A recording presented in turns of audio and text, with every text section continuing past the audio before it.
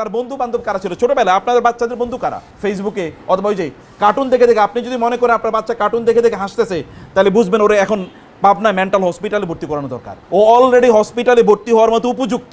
একটা মানুষ একা একা হাসে কিভাবে? আমরা ছোটবেলায় শুনছি একা একা হাসলে পাগল, একা একাই হাসে, একা একাই কথা বলে, কিন্তু আপনার বাচ্চা একা একা হাসে। আপনি বুঝেন না যে মেন্টালি ও অলরেডি ড্যামেজড, ও অলরেডি মানসিকভাবে পাগল হয়ে গেছে। একা একা কথা যে বলে, আগে একা একা কথা কারা বলতো? পাগলরা কথা বলতো। তার মানে ওরা পাগল হয়ে গেছে, কার্টুন দেখে দেখে ওগুলো পাগল হয়ে গেছে, এগুলো এমন হয়ে গেছে। নো, ওদেরকে অ্যাকচুয়াল বন্ধুদের সাথে তাদেরকে তো এর কারণে বেশি বেশি বাচ্চা নেন আপনারা। আপনাদের সন্তান কমপক্ষে 4, 5, 6 জন থাকুক, যেন বাচ্চারা ভাই বোন যেন মারামারি করে করে বড় বড় হয়, ওরা যেন নিজের মধ্যে ইন্টারাকশন করে, কথাবার্তা বলে। এখন তো আপনারা স্লোগান বাইর করছেন, ছেলে হোক মেয়ে হোক, একটা বা দুইটা শয়তান হলেই যথেষ্ট। তো কেন আপনার 7, 8, 5, 7টা বাচ্চা কেন হবে না? কেন বোনেরা এখন বাচ্চা হলে আপনাদের প্রবলেম কেন? আপনি 8টা বাচ্চা যদি আপনাকে মা বলে ডাকে, আপনি চিন্তা করে দেখেছেন আপনার মার কয়টা বাচ্চা ছিল, আপনার দাদার কয়টা বাচ্চা ছিল, দাদির কয়টা বাচ্চা ছিল, নানির কয়টা বাচ্চা ছিল? দেখেন আপনি কেন তেমন হতে পারবেন না? আপনি জেল নেন, আপনি স্বপ্ন দেখেন আমি এমন সন্তানের মা হতে চাই যে সন্তানগুলো গোটা পৃথিবীকে কাঁপিয়ে দেবে। এরকম একটা সন্তানের মা হতে পারলে আপনার আর কি লাগে? ফেরেশতারা আপনাকে স্যালুট করবে, মানুষ আপনার নাম ধরে বলবে অমক মায়ের সন্তান। এটা করা দরকার। আপনি দেখেন তো এখন আমাদের বাচ্চারা, আপনি দেখেন 100 টাকা দিয়ে বাজারে পাঠানোর পরে 100 টাকা দিয়ে তো আপনি দোকানে পাঠালেও কোনোদিন ঠিকমতো টাকাটা গুনে নিয়ে আসতে পারবে। তাহলে বানাইছেন কি? গুলো অথর্ব বানাচ্ছি আমরা আমাদের বাসায়, কতগুলি স্টুপিড বানাচ্ছি আমরা। কি ছোটবেলায় আপনারা যারা এখানে মুরব্বীরা আছেন, আপনারা কি বাজার করেন না? আমরা বাজার করি নাই? করেছি। কিন্তু আপনার বাচ্চা কেন শিখলো না? এটা দায়িত্ব কার? এগুলো কি বানাচ্ছেন? চিড়িয়াখানার জানোয়ার, জন্তু, প্রাণী, ওরা করবে কি? ওদের দুনিয়া করে খেতে হবে না? ওদেরকে কে শেখাবে? বিয়ে করার পরে শিখবে? ওদেরকে এখনই করেন। আল্লাহ রাসূল সাল্লাল্লাহু আলাইহি ওয়াসাল্লাম তাই করেছেন, বাচ্চাদেরকে তাই শিখিয়েছেন। তিনি আনাস রাদিয়াল্লাহু তাআলাকে পাঠিয়েছেন বাজারে, যাও এটা কিনে নিয়ে আসো, ওইটা কিনে নিয়ে আসো, এটা করেছেন। এটা আপনাদেরকে আমি কেন এই কথা বলছি? তিনি তখন 12 বছর বয়সে তার চাচার সাথে ব্যবসা করতে যান নাই? 25 বছর বয়সে যখন খাদিজাতুল কুবরা রাদিয়াল্লাহু তাআলার সাথে তিনি ব্যবসা করতে, তার মুদারিব বা তার ব্যবসায়িক পার্টনার হিসেবে তিনি ব্যবসা করতে গেলেন, তিনি এত প্রফিট করলেন যে তার খাদিজা রাদিয়াল্লাহু তাআলা আনহা, তার পার্সোনাল সেক্রেটারি মাইসারা বললেন, রাসূলুল্লাহ সাল্লাল্লাহু আলাইহি ওয়াসাল্লাম মানে মুহাম্মাদের সাথে আমরা ব্যবসা করে যা করেছি গত 40 বছর ব্যবসায় আমরা এতটা লাভ করতে পারি নাই। তার মানে এই বছর বয়স, তিনি 12 বছর বয়স থেকে তিনি ব্যবসা শিখেছেন। আপনাদের সন্তানদেরকে সমাজে রেসপন্সিবল হিসেবে বানান, ওরা যেন বুঝে, ওরা যেন সমাজটা বুঝে। আপনার বাচ্চারা কি বলেন? শুধু কিছু কম্পিউটার গেম ছাড়া কিছুই বুঝে না, অথবা কিছু কার্টুন ছাড়া তারা কোনো কিছুই বুঝে না। বাংলাদেশে কি হচ্ছে এটা আপনাদের বাচ্চাদেরকে বোঝাতে হবে না? পৃথিবীতে কি হচ্ছে তা বোঝাতে হবে না? গাজায় যে এত মানুষকে হত্যা করছে, এই বাচ্চাগুলো যদি না জানে, তাহলে মুসলিম উম্মার প্রতি ওদের দরদ কবে তৈরি হবে? ওদের সামনে মানুষকে হত্যা করা হলো, ওরা কেবল ভিডিও গেম করবে, ভিডিও তুলবে, কারণ ফেসবুকে একটা পোস্ট দেওয়া লাগবে, এর বাইরে কিছুই না। এখন তাই হচ্ছে না যে একটা মানুষকে মারছে কিন্তু 100 জন ওইখানে ছবি তুলতেছে, অথচ 100 মানুষ না, 2 জন মানুষ দাঁড়িয়ে গেলে ওই সন্ত্রাসীরা এখান থেকে পালাতো। আর ওদেরকে আমরা সমাজে রেসপন্সিবল হিসেবে তৈরি করছি না, ওদেরকে সমাজের বাস্তবতা বোঝাচ্ছি না। পৃথিবীতে এটা ঘটছে, এটা তোমাদেরকে বুঝতে হবে, এর বিপরীতে তোমাদেরকে কাজ করতে হবে।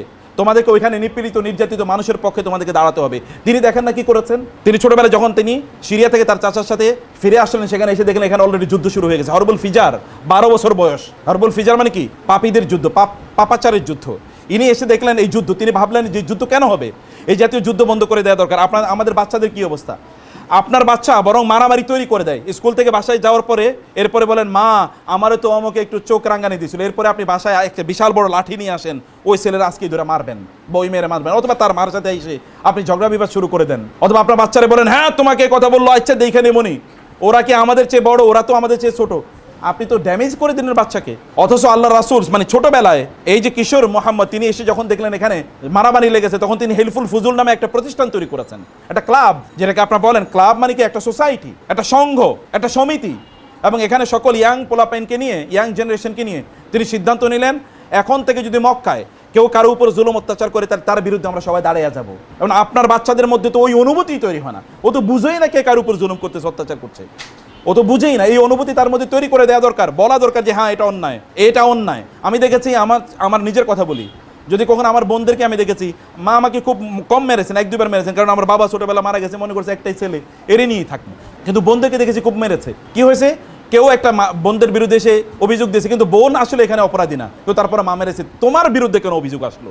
আমি তোমার বিরুদ্ধে অভিযোগ নিতে চাই না। বিশাল বড় লাঠি, মানে দেখতাম রান্নাঘর থেকে এতটুকু পর্যন্ত লাঠি, ওই লাঠি দিয়ে পিটাতো। অথচ উনি ক্লাস 2 পাস, কিন্তু উনি আমাদেরকে পড়াইছে। এখন মায়েরা আপনার মানে MA পাস অথবা ধরেন ডিগ্রি পাস অথবা PhD, এরপরে আপনাদের বাচ্চাদেরকে এগুলো কি চিড়িয়াখানা রাখবো নাকি ঘরে রাখবো বুঝতে পারতেছি না। এদেরকে কোথায় রাখা উচিত আমরা কোনোভাবেই বুঝতে পারছি না।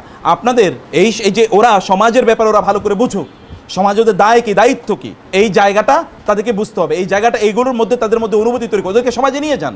ওরা যাক, একবার ওদেরকে বস্তিতে নিয়ে যান, দেখো, এবং ওদেরকে দিয়ে কাজ করান, ওদেরকে রাস্তা একবার সাফ করান, ঘরটা একবার পরিষ্কার করান, তোমার টয়লেটটা তুমি পরিষ্কার করবা। আমার বাচ্চাদেরকে আমি বলি তোমার রুম তোমাকে পরিষ্কার করতে হবে। আমি আধা ঘন্টা সময় দিলাম, আমি দেখতে চাই সব কিছু everything is tidy in their proper place, সব কিছু তার জায়গা মতো আছে, এটা আমি বলি এটা করতে হবে আধা ঘন্টা। তোমার টয়লেট তোমাকে সাফ করতে হবে। ওরা এসে টয়লেট সাফ করে, আমি এখন আমার অফিসে ঢুকে আমার টয়লেট আমি নিজে সাফ করি। এখন আমরা সবাই জানে যে আমি টয়লেট ঢুকলে কমপক্ষে 10 মিনিট আমি সময় আগে পরিষ্কার করার, অন্য ওরা পরিষ্কার করে গেলে আমি পরিষ্কার করি। এখনও আমার নিজের খাবার পরে আমার প্লেটটা আমি নিজে এখনও ধুয়ে রাখি আমার বাসায়। এটা ওদেরকে রেসপন্সিবিলিটি, ওদেরকে এরকম শেখানো সমাজের মধ্যে। আমি যখন মানে গাজার ছবি দেখি তখন আমি কাঁদি, ডেইলি আমার কাঁদতে মনে চায়। আমি জানি না আপনাদের বাচ্চাদের মধ্যে অনুভূতি তৈরি হচ্ছে কিনা, কেন হবে না বলেন? এটা সমাজের সাথে ওদেরকে এঙ্গেজ করে দেয়া। না, তোমার বাবা সমাজের প্রতি দায়িত্ব আছে। আজকে আমার ছেলেকে আমি বলেছি, বাবা তুমি কি হতে চাও বলো, সমাজের প্রতি তোমার দায়িত্ব আছে, এই সমাজে এই অন্যায় আছে, অন্যায়গুলো তোমাকে প্রতিরোধ করতে হবে, এগুলোর ব্যাপারে তোমাকে কাজ করতে হবে। আপনার নবী তাই করেছে। নবীকে এমনি হঠাৎ করে আল্লাহ তাআলা তাকে বললেন, যেমন বাংলাদেশে বলে উঠছো ঋতুর বিয়ে, এই মেয়ে তোমার বিয়ে এখন চলো উঠো, এরকম তো ছিল না যে আল্লাহ বলছে যে তোমার নবী বানিয়ে দিলাম। নবী তিনি যদি না হতেন, আল্লাহ যদি তাকে নবুয়ত না দিতেন, তাইলে ওই সমাজে না গোটা পৃথিবীতে তার মতো ভালো একজন মানুষও পাওয়া যেত না। যদি তিনি নবুয়তের দায়িত্ব নাও পেতেন, তাহলে গোটা পৃথিবীতে তার মতো একজন ভালো মানুষও পাওয়া যেত না। নবুয়ত বাদই দিলাম। তাহলে এই চরিত্র আমাদের বাচ্চাদের মধ্যে, এই চরিত্র তাদের মধ্যে নির্মাণ করা দরকার। দেখেন না, মারামারি লাগছে, মারামারি লাগার পর এরপরে লোকেরা এসছে যে বয়স মাত্র 25, 26, 27, বলছে উনি ছাড়া আমাদের প্রবলেম কেউ সমাধান করতে পারবে না। অসমকার সকল বড় বড় রাজনৈতিক নেতারা অথবা বিশাল বিশাল ব্যবসায়ী অথবা বৃদ্ধরা, বুদ্ধিজীবীরা সবাই আছে, কিন্তু এসে ইয়াংম্যানের কাছে। আর আমাদের বাচ্চারা যদি ইউনিভার্সিটিতে যায়, প্রতিদিন টেনশনে থাকে কোথায় যেন মারামারি করে মাথাটা ফাটাই আসছে, অথবা কোথায় যেন গাঁজা খেয়ে শুয়ে আছে অথবা বসে আছে, নাকি অবস্থা তো এই। অথচ তার কাছে লোকেরা আসতো যে না, উনি সমস্যার সমাধান করে দেবে। ওনার কাছে যেতে হবে আমাদের সমস্যার সমাধান করার জন্য, কারণ উনি সত্যিকার অর্থে সমস্যার সমাধান করে দেন। নিজের মধ্যে ক্যাপিটাল তৈরি করা, যেই কাজে তিনি গিয়েছেন তিনি সেখানে সফল, যেখানে গিয়েছেন। বাচ্চাদের মধ্যে এই কারণে যেটা বলছি, বাচ্চাদের মধ্যে কিছু মোরাল ক্যাপিটাল, মানে ওদের মধ্যে সত্যিকার অর্থে কিছু এমন কিছু যোগ্যতা তৈরি করে দেন, যে যোগ্যতা নিয়ে আপনি গর্ব করতে পারবেন। যোগ্যতা এমনিতেই তৈরি হয় না, যোগ্যতা গ্র্যাজুয়ালি আস্তে আস্তে তৈরি হয়, এবং এর জন্য সময় দেওয়া লাগে, এর মধ্যে প্রচুর পরিমাণ কাজ করা লাগে। নির্ঘুম যারা ব্যবসা বাণিজ্য করে, দেখেন ব্যবসার জন্য কি করে, যারা ব্যবসা বাণিজ্য করে তারা ব্যবসার জন্য কি করে, বাচ্চাদেরকে কেবল স্বপ্ন দেখানো, তুমি একটা ভালো চাকরি করে, হ্যাঁ তুমি ভালো চাকরি করবা, তুমি একটা প্রতিষ্ঠানে সিও হবা, যেন তুমি মাসে 1 কোটি টাকা ইনকাম করতে পারো, অথবা তুমি ব্যবসা করে যেন মাসে তুমি 10 কোটি টাকা ইনকাম করো। তোমাকে টাকা লাগবে কারণ তুমি মানুষের জন্য কাজ করো। তোমার মা, তোমার বাবা, এর বাইরে তোমার দাদা দাদি, তোমার নানা নানি, তোমার চাচা চাচি বা তোমার ফুফু খালা, তাদের জন্য তোমাকে করতে হবে, এর জন্য তোমাকে করতে হবে। তুমি যোগ্য করে তোলো, কেন তুমি 10,000 টাকার চাকরির পেছনে তোমাকে ঘুরতে হবে? তুমি 1 লাখ টাকা ইনকাম করতে পারো, 1 কোটি টাকা ইনকাম করতে পারো, এরকম যোগ্য করে তোলেন না, এখনই তোলেন। কে তুলবে এটা? আপনি মনে করছেন স্কুলে তাদেরকে এরকম বানাতে হবে, ইউনিভার্সিটি বানাবে? আপনাকে বানাতে হবে। সন্তান আপনার, আপনি আরেকজনের দিকে তাকিয়ে থাকেন।